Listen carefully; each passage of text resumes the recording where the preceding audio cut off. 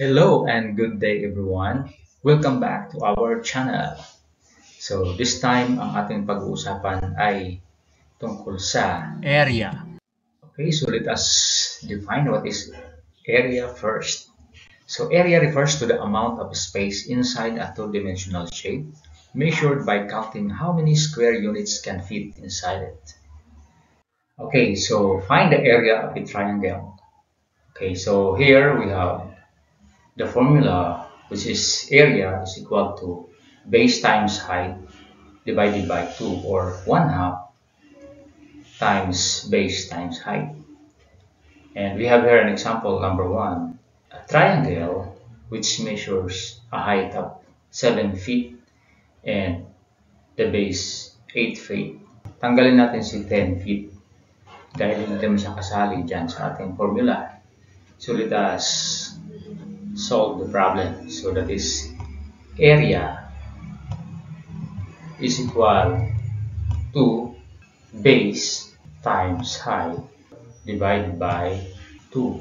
Okay, that is equal to area is equal to 8 times 7 divided by 2.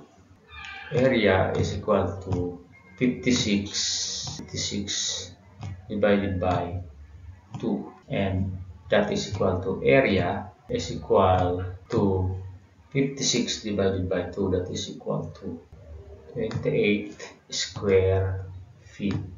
Okay, so the last example, we have triangle. So itong triangle na to ay medyo kakaiba siya. So ito lang po siya. Yan, papunta doon. At ito dito. Okay? Okay, we have to assume that it is a right triangle para ma-measure natin yung kanyang height. Okay, so in this case, meron siyang given height. So let us solve the area. That is area equals, again, base times height. Okay, over 2. That is area is equal to 4 times 9 over, okay, that is area is equal to 4 times 9, that is equal to 36 divided by 2, that is equal to area of this triangle is equal to 18 square meter. Okay? So, I hope may natutunan naman kayo sa ating aralin.